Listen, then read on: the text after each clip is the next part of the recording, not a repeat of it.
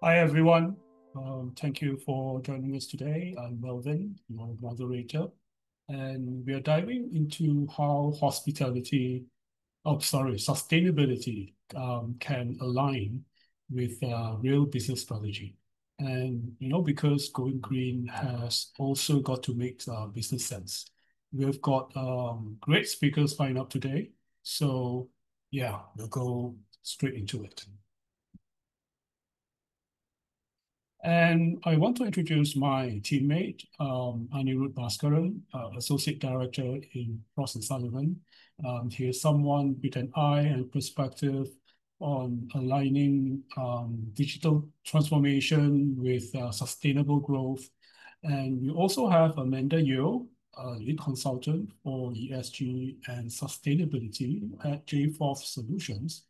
And she brings deep expertise in helping businesses turn sustainability goals into real and also measurable impact. All right. And before we start the panel discussion with Anirudh and Amanda, Anirudh is going to set the stage for us. He will walk us through about ways to achieve sustainability in your business or industry that you're in, the net zero journey, and the exciting areas for growth opportunities. So over to you, Anirudh. Thanks, Melvin. Hello, everyone. So welcome to the growth webinar. We have an exciting topic, for today's session, as Melvin mentioned, aligning sustainability in your business strategy. So although my presentation will predominantly focus on the on the building sector or the homes and buildings industry, so during the panel discussion we will expand it to other industries and share our insights on how businesses can align their sustainability into their business strategies to reduce carbon emissions and to improve the overall efficiency of the economy and industries as well. So, so right now we have this triple way to drive sustainability in the built environment, because we see from a technological standpoint, we have AI and automation and climate technologies. So we see these three as key, we can call it as themes or trends or technologies, that is key towards driving sustainability in the built environment, because we believe customers in the built environment will prioritize environmental sustainability, as they start to leverage cutting edge technologies and innovations for building operations and maintenance. So when it comes to AI, will probably lead the transformation in the development of the next generation of smart and cognitive buildings, and automation will still be there, because it is again the foundational element or the backbone of a building's OT and OT infrastructure, which will provide the operational framework, for AI to, build on to enhance the efficiency. And you have this climate technologists, starting with the renewables, and then you have other service-related innovations that would drive climate smart systems, which are poised to play a crucial role in the electrification of buildings and as well as improve energy efficiency. Yeah, next slide, Melvin. So right here we have this net zero journey, as many of you would have seen it in the from the International Energy Agency, the roadmap to net zero energy. But here we focus on the building sector and the electrification, electricity and heat as well, because they're closely interrelated. So the IEA, actually mentions of the key milestones through 2050, because as per the Paris Climate Agreement, that we'll have all the other industries, should come together to reduce the global warming to limit to 1.5 degrees Celsius by the end of the century. And you need to have certain short-term and long-term goals to achieve that. So when it comes to the building sector, so it is more like a roadmap, that provides a pathway to reach this formidable and critical goal setting out. There are like more than 400 milestones mentioned by IEA, when you consider the other industries as well, to decarbonize the global economy in another 3 decades But when you focus on the building sector, you can see by 2030 there are some milestones mentioned by the International Energy Agency, starting with you know we need to have 100 million households with rooftop solar PV, and then the 25% of buildings need to be zero carbon ready by 2030. And if you see the other milestones, like 20% of the energy demand for heating needs to be fulfilled by heat pumps, and likewise by 2050. So there is in the need to be an increased uptake of another 240 million households with rooftop solar PV, and the unit energy consumption by appliances. So which targets the on the residential side, that needs to be reduced by 40%. So you have these key milestones through 2050. So this not only provides the roadmap, but also the market opportunities for the building technology vendors to actually to focus on where to expand their offerings and the markets to offer these renewable technologies or the climate technologies to expand their offerings and improve revenues and profits as well. Next slide, Mel. So coming to the last slide, of this of the presentation, we have categorized or we have identified some of the climate smart solutions that are key towards decarbonizing buildings. On the left side, you see the country-wise the GHG emissions in the building sector by some of the key emitters. Starting with, you can see some of the key emitters like the USA, India, China, and how they performed compared to the 2022 as well. On the right side, you have this climate smart solutions, where we have categorized the climate smart solutions into three segments. So one is the climate smart building management, which includes some of the services like the remote monitoring, fault detection and diagnostics, predictive and condition-based maintenance, HVAC optimization, and likewise considering the residential, focusing on the residential segment. So you have home energy management, including smart thermostats, home energy monitors, and other software services. And then coming to the building systems, you have this heat pumps, smart lighting systems, IoT-enabled HVAC. So these are some of the services, hardware, software, and service elements that we have identified that could be key towards decarbonizing buildings. And probably in the panel discussion, we'll expand more into these topics. Yeah, over to you, Melvin.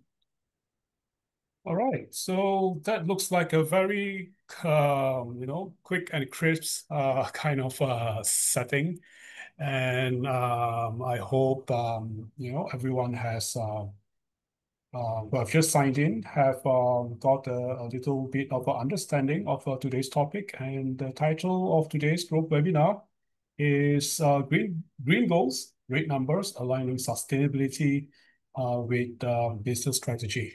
Right, so a few minutes ago, Anirudh has talked a bit about the key trends of sustainability and the benefits in terms of profitability in the buildings industry and in general businesses as a whole.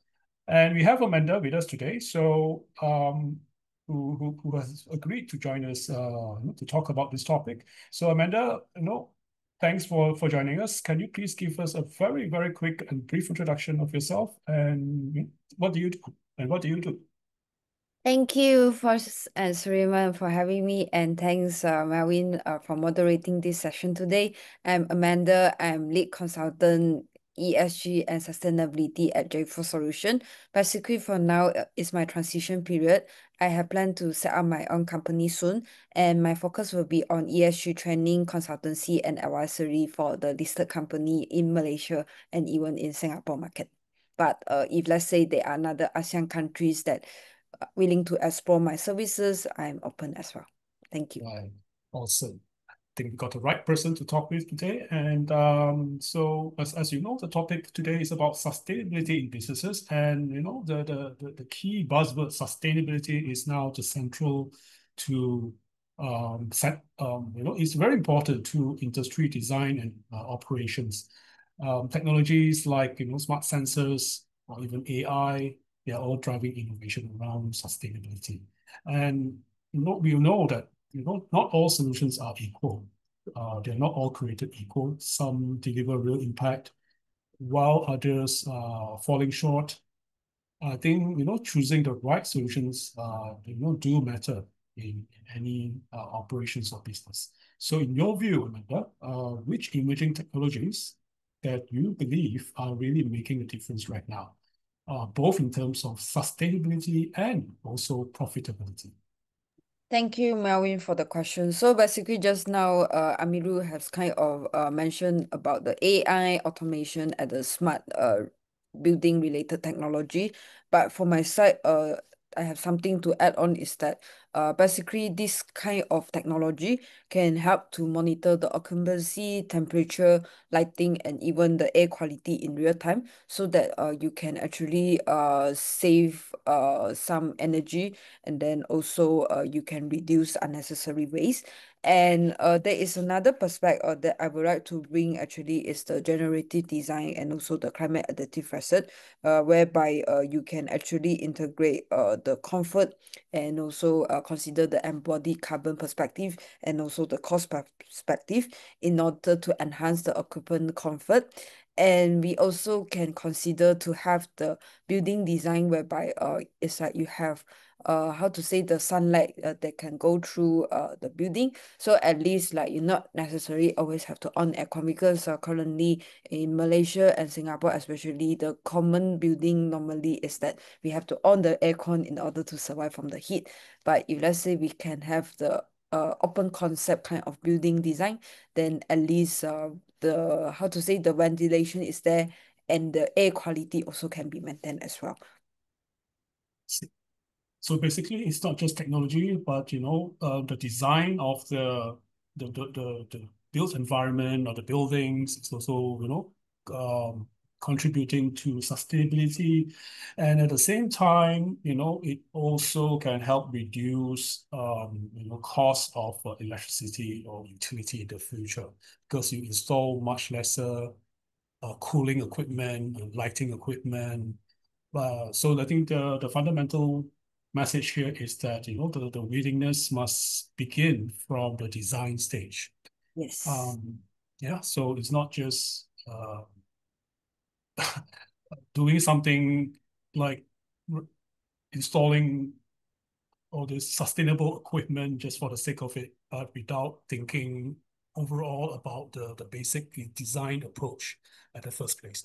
But never mind, let's go on. I think the next question that I have for Anirudh here is it's really about smart building technologies or platforms. I think there's been a wave of smart building technologies, like from energy tools to all-in-one platforms. Yeah, they're all promising greener and better operations for businesses in buildings, of course.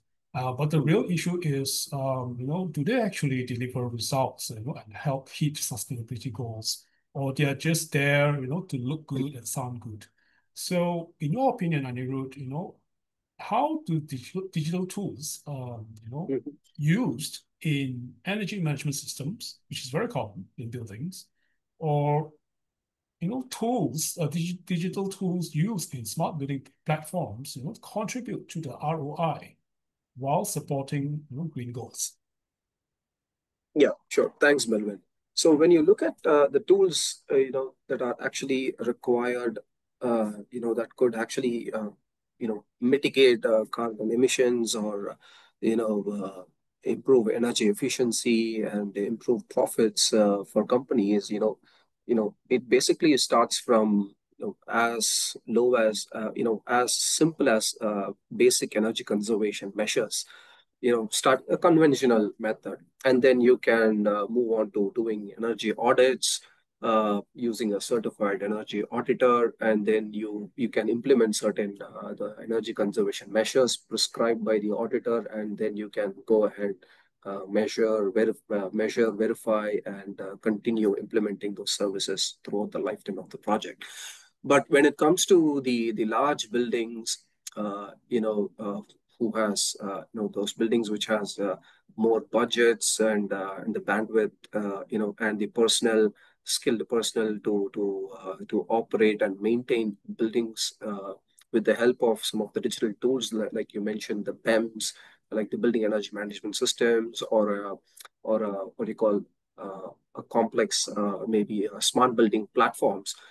integrating AI, IoT, and other analytics services, to optimize building operations, delivering measurable return on investment, through cost reductions while advancing sustainability and by minimizing energy waste and emissions. So if you look at these technologies, there are many published, I would say, case studies that can achieve that actually provides 10 to 30% of energy savings, translating to lower energy utility bills and maybe offering a simple payback period between 2 to 3 years.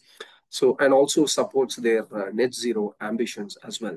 So if you look at the BEMS platforms, they use these some of the services like I mentioned, the remote monitoring, FDD, and then the predictive analytics, to forecast energy needs based on real-time data, occupancy, weather data, and then reducing energy, or capable of reducing energy consumption up to maybe 40%, 30, 40%, and cut operational costs.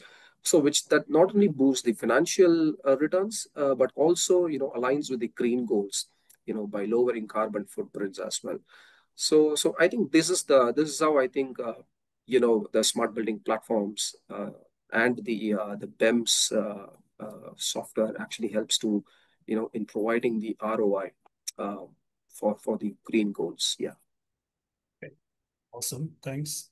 I think it makes sense. And moving on, this is I think it's a heavier topic. It's about regulations and incentives. I think I would like to hear from both of you. Such that the regulations and the incentives, they are all pushing sustainability in buildings. We all know that. Like there are stricter codes, there are tax breaks, and also green financing to promote the use of sustainability or green solutions.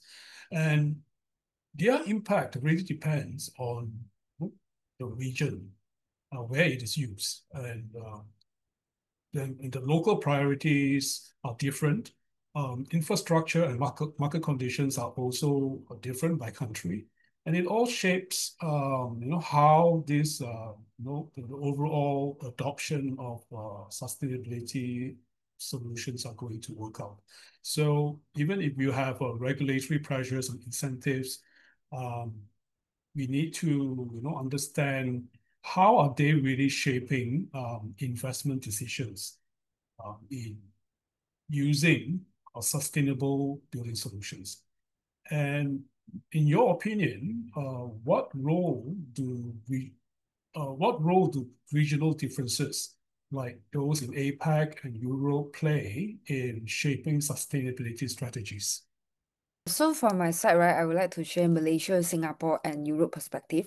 So for Malaysia side, basically, if let's say in terms of the green building certification, there is Green Building Index and Green RE, and basically, this one is like depends on whether the companies are serious about it or whether the developer are serious about it. Because if let's say they are serious about it, then definitely they will consider to integrate the green building certification when the time they build the building. But sometimes it's that because from Malaysia's side, green building compliance is still voluntary at the moment. So actually, the statistic shows that only like 1% of the building in Malaysia are green building, but this one is as of I think at least 2 years ago. For now, I hope that the percentage will increase by at least 10%. So at least Malaysia will move towards green, how to say, green development. But for Singapore's side, basically they have some policy whereby the buildings have to be green certified and need to be green mark certified as well, which is the Singapore Green Building Certification. And for Europe side, basically they are, how to say, more aggressive in terms of that because they've been really advocate in sustainability, not really during recent years, but it has been happening for maybe at least 10 years already. So basically for Europe side, they quite emphasize in terms of the energy monitoring, and also at the same time they also have the EU taxonomy regulation whereby they have more disclosure in terms of the sustainability metrics, and they also have the renovation waste strategy whereby there is one of the initiative called Horizon Euro Security Funds, whereby not only emphasize on the energy efficient part, but also emphasize on the security within the built environment itself. Yeah, thanks for that. So I would like to continue where Amanda add points to Amanda's insights on this. So when it comes to Europe, so Europe is pretty much they're more what do you call the sustain? They have this sustain. They follow the sustainability diplomacy, if I can say that. And they have this sophisticated regulations and directives. So you have this European building performance directives, EPBD, and the other construction products, regulations, which was just probably got amended in January 2025. And also, as Amanda mentioned about the European renovation wave strategy, which is part of the European, Green Deal, implemented by the European Commission. So, which very well, falls onto the building sector, where they have a target to at least renovate or do energy-based retrofits and renovation for 35 million building units by the end of 2030. That's an ambitious target, doing deep energy renovations.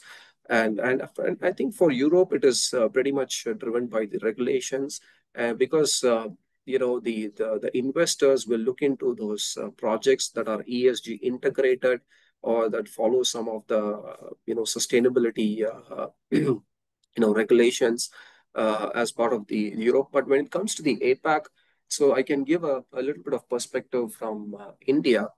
India is very much is actually taking it up forward with respect to implementing a lot of other policies, government related initiatives and policies. One is the we had this PAT scheme, which is the PAT scheme called the Perform, Achieve and Trade scheme. So which have mandated some of the energy intensive industries. Like they've identified close to 13 energy intensified industries, like the aluminum sector, chlor-alkali, pulp and paper, textile industries, refineries, iron and steel. So all these industries, and they've like identified close to 1,333 designated consumers by the Bureau of Energy Efficiency. So they have set certain energy efficiency targets for those identified designated consumers, and they will have to reduce those or achieve those targets every year. And there is also a scheme called where you can trade your excess energy savings through something called as the energy saving certificates. So just in case, if you can if you exceed your targets, you can convert that into energy saving certificates, and you can trade these certificates to other industries or to your other designated consumers through power exchanges. So thereby you can make some money, or you can keep those certificates for the next year, just in case if you fall short of those energy efficiency targets.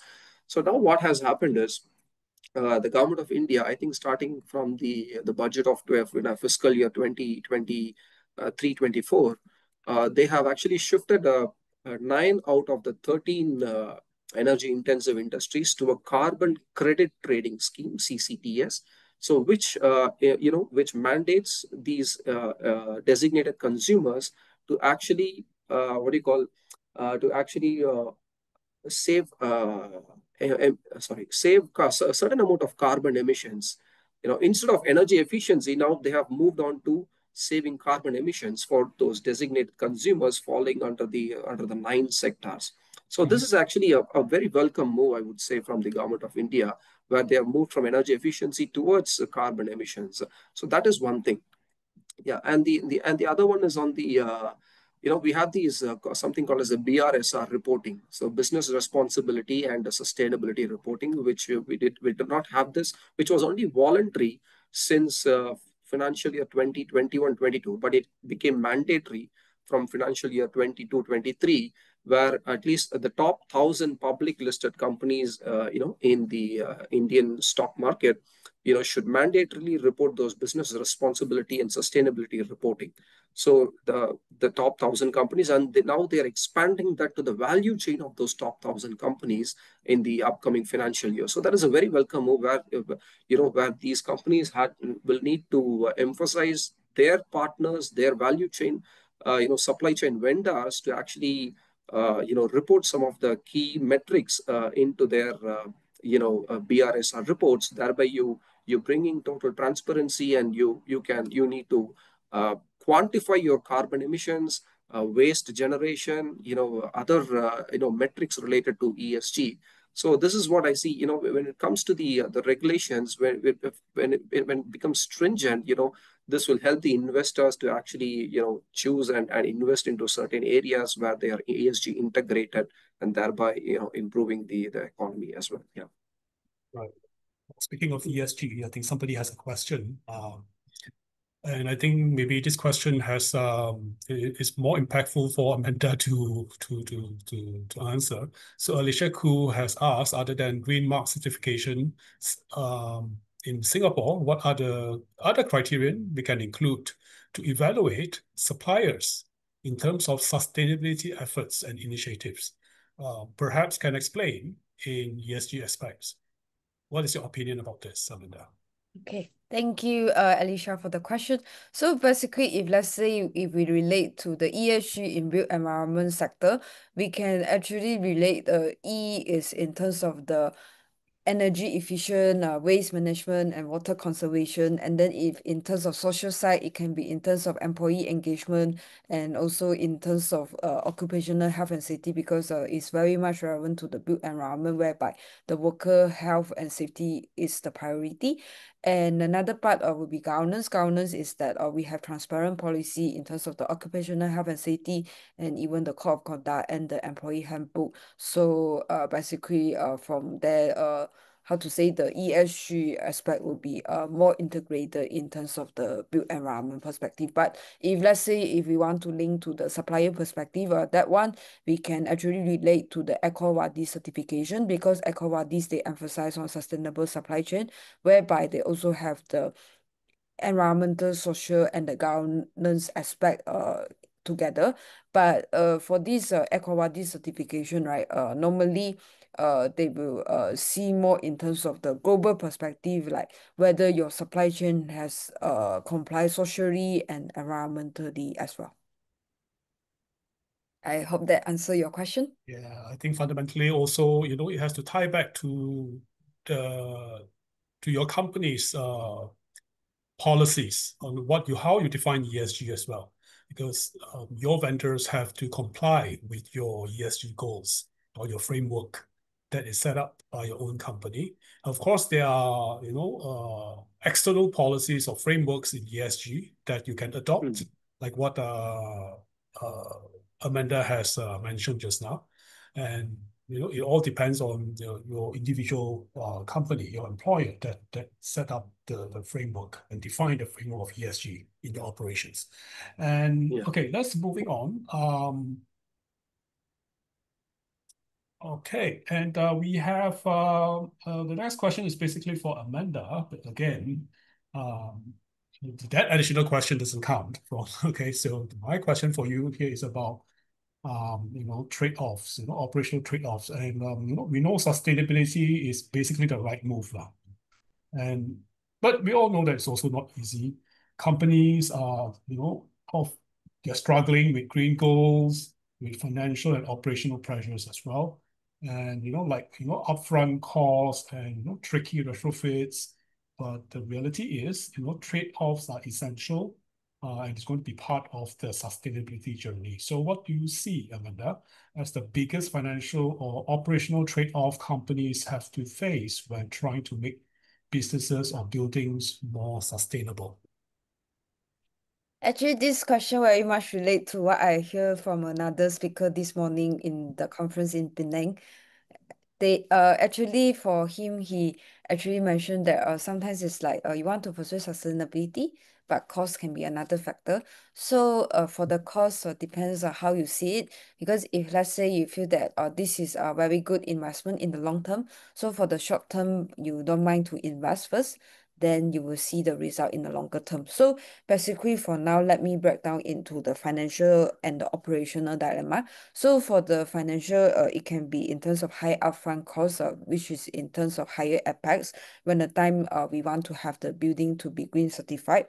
And then when the time we have like enhanced insulation or maybe like LED lighting, and when the time we have certification, consultancy fee, and like specialized material for the green building, then it can have more cost. And then another one is that it can possibly to have extended payback period.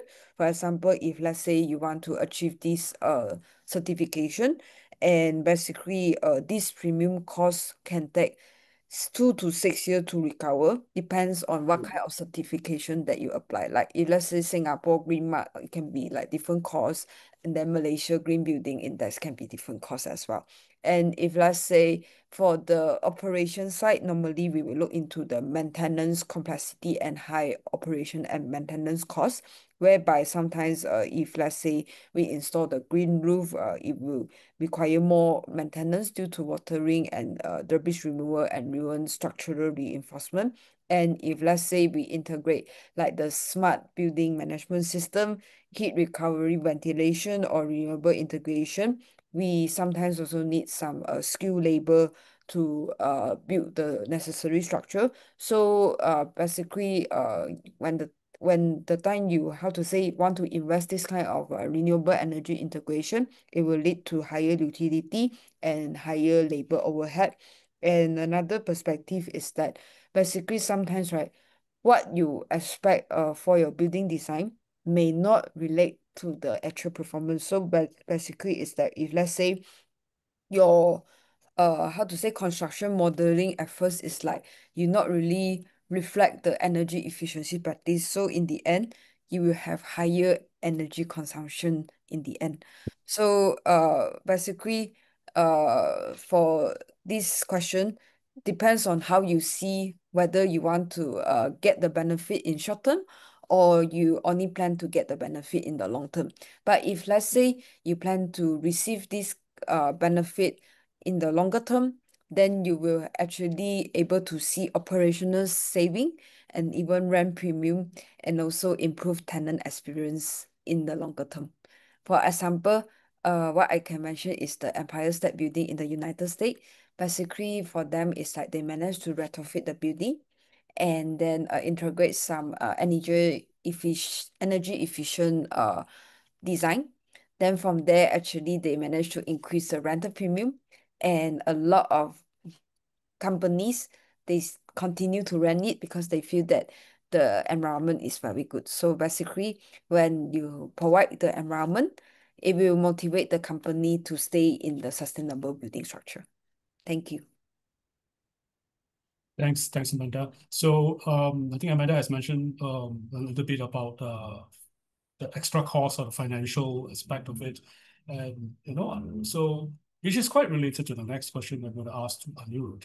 So, like Amanda has mentioned, one of the biggest challenge in going green is the idea that it is people perceive the idea that going green is about extra costs. And even if the long-term benefits are clear, it's tough, to show quick wins or short-term benefits, or to convince, users to adopt them or pay upfront. And especially when budgets are tight, these days, and ROI isn't immediately obvious. So, Anirudh, how can firms or companies overcome that perception? And the firms here include suppliers, vendors of green technology. How can they overcome the perception of green investments that are cost centers rather than value drivers? Would it be, would this include some strategies like business models, or what do you think? Sure. Thanks, Melvin. So I think firms can overcome, the perception that green investments or cost centers by emphasizing their role as value drivers through data-backed strategies. I think that's the way forward. That highlights long-term, financial benefits. For example, if they can integrate sustainability into core business decisions, like into their R&D expenses, or into making capital expenditures with value creation goals. That could actually, with the data backed strategies. For instance, there is a framework called return on sustainability investment, ROSI framework, where organizations can quantify tangible outcomes, including revenue growth and cost reductions from practices, while underscoring the value of underscoring the cost of inaction. If they can compare these two, they can easily shift their mindset from that the green investments are not cost centers, but more as value drivers. One example I would like to give here, if you take the lighting industry, although there is more scope for this improvement, but as you can see in the lighting industry, some of the global leaders are actually or going towards circular lighting. So which means where they are implementing where they're taking back some of the lighting components from their customers, they're recycling those lighting components and integrating that into their new products. Thereby they're reducing the waste here, and they're also reducing the usage of raw material, their own costs here, and where they're able to separate the revenues, their financial revenue from a circularity point of view. So which means they can show that 20% or 30% of their revenues are from their circular economy model. So that actually clearly gives you, how the some of these green investments or some of the best practices with respect to circular economy and sustainability can actually become a value driver, from a company standpoint. Yeah. Okay.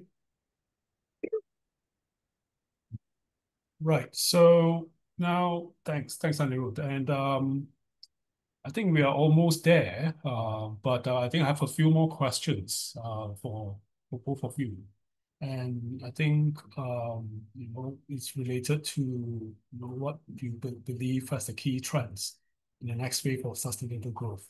Because sustainability in the buildings industry, or in any industry for that matter, is basically a long journey, a long game. But the road ahead, isn't always simple, as we all know.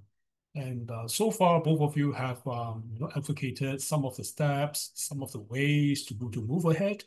But to really move ahead, I believe companies need to understand what's coming next, and at the same time, keeping an eye on costs and making smart and future-ready decisions. These are all very important for business survival. So now looking ahead, what key trends do you think will shape the next wave of sustainable growth in the building sector, or in the business world for that matter? And I think the key trends here can be very broad, can be even political trends, as we see it. And what's the one piece of advice you give to companies trying to balance ambitious green goals with financial realities? So I think that there's like two set of questions here. So maybe Amanda, you can try to give us your opinion. Thank you, Melvin, for the question. So for me, my advice will be very simple, because it depends on whether you are from SME, or you're from public listed company, or you're from multinational company. But if let's say you are from SME, right, you can start small. That means you can start with one environmental strategy, one social strategy, and one governance strategy. So from there, you will feel that it's not too burden for you. But if let's say you are from the big companies, actually you can start to have more strategies, like at least 3 strategy for each category. And then from there, you try to set the KPI, like what you plan to achieve in 1 to 2 years, and even 3 to 5 years. For instance, like how much you want to reduce the scope 1 and 2 emission, is like the direct emission from the company, and then how much scope 3 emission you want to reduce, like the emission that is outside of the company, and then also like how you want to enhance the employee engagement this is the social part that you can think about. And then for governance is that if you have transparent policy, then you can motivate the employee to stay in the built environment perspective. What do you think, Anirudh? Yes, thanks, Melvin. So when it comes to key trends, which I think I already covered that in my presentation, look at the triple way, the AI, automation, and climate technologies. I think you can take it as the broad themes or the trends. Any tangential trends surrounding those themes would be very relevant. But when it comes to the one piece of advice, like you mentioned, to those organizations is like Amanda mentions, start taking those baby steps where you can start assigning probably a personnel dedicated to sustainability or in terms of energy efficiency. Start taking those baby steps and see where you can actually. Before that, you should start measuring your carbon footprint. Find a way to measure your carbon footprint. And also implement conduct some training programs, awareness to your operational and maintenance personnel. It can be an industry or a building or any other industry or sector that you're part of. Start taking those baby steps, and then you can go at all these can be at a very lower cost, which you can do internally within your organization, and then you can start looking at some of the third parties to provide those value-added services, or doing some of those implementing some of those sustainability-related consulting. So that would be my advice. Yeah. Okay, that makes sense as well. And I believe whatever that's going on with the trade war or tariff policies are not really going to hinder anything. I think most of us are ignoring this kind of trends. I think at the end of the day, my key takeaway when it comes to sustainability is the willingness of businesses, business owners, building occupants, building owners, and it all ties back to very basic humanity and morality when it comes to conserving the environment, doing best practices in operations and governance. And I think it is basically business opportunities in the long run for everyone to adopt all these sustainability practices. So coming back to key takeaways, the reminding everyone of today's webinar, it is about green goals, red numbers. Okay, so we have I think we have covered a lot from the grounds, technologies, regulations, strategies, and a bit of innovation. So before we wrap up, what are the key takeaways both of you would like to share a little bit more? I think you can just summarize what you have said for the past hour for the benefit of everyone.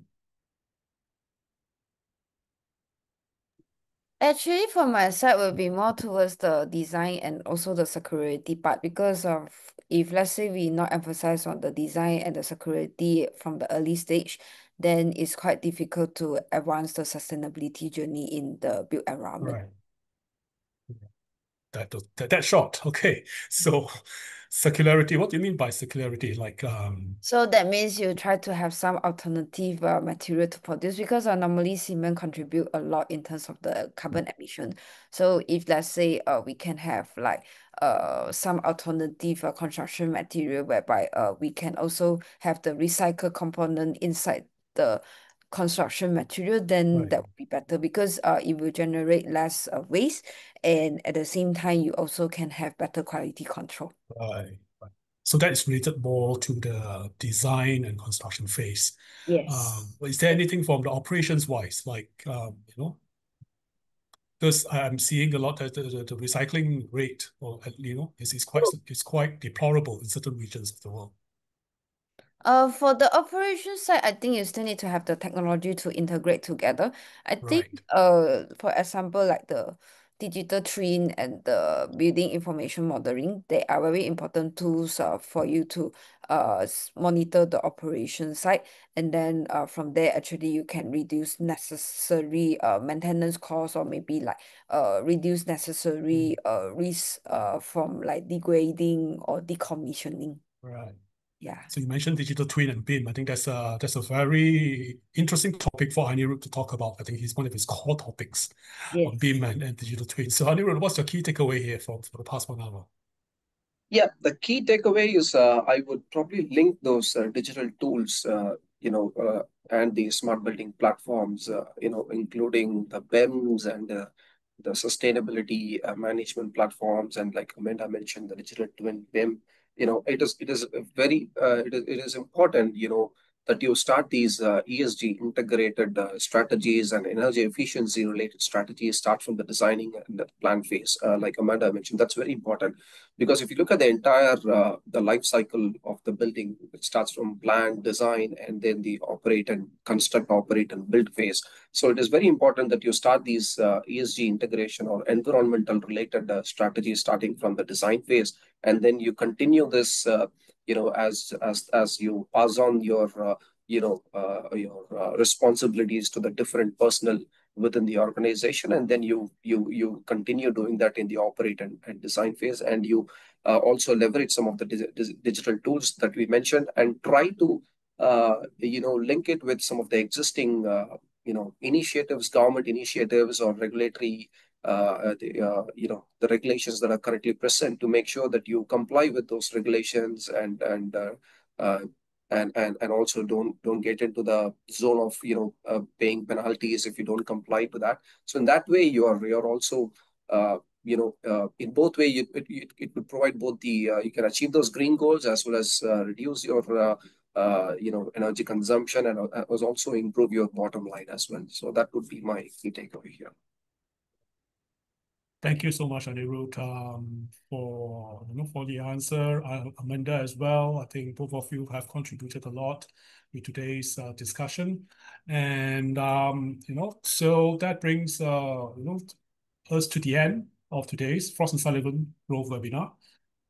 Huge thanks once again to Anirudh and Amanda for sharing your insights. And Amanda, I'm truly grateful that you have spent squeezing in time despite your busy schedule, and really grateful. And we hope to hear from you again, and good luck in your the next steps in setting up your own company.